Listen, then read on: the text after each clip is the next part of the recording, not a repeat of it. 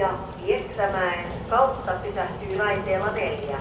Pysähdyspaikat ovat Tikkurila, Lahti, Kouvola, Mäntyharju, Mikkeli, Pieksämäki, Suonenjoki, Kuopio, Siilinjärvi, Lapinlahti, Iisalmi, Sukeva, Kajaani, Kontiomäki, Valtamo, Vaala, Utajärvi ja Muhon.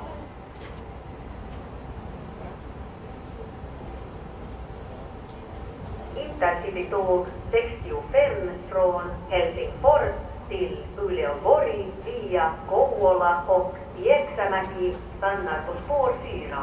Detta tåg stannar i Tikkursby, Lahti, Kouvola, Mäntyharju samt Mikkel, Pieksämäki, Suonenjoki, Kuopio, Siilinjärvi, Lapinlahti, Iidensalmi, Sukeva, Kajaana, Kontiomäki, Valtamo, Vaala, Utajärvi och Muhon.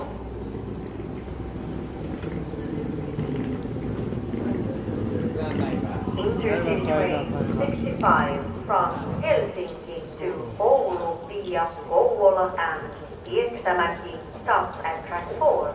This service will stop at Tikkurila, Lahti, Kouvola, Mäntyharju, Mikkeli, Pieksämäki, Suonenjoki, Kuopio, Siilinjärvi, Lapinlahti, Iisalmi, Sukeva, Kajaani, Kontiomäki, Valtamo, Vaala, Utajärvi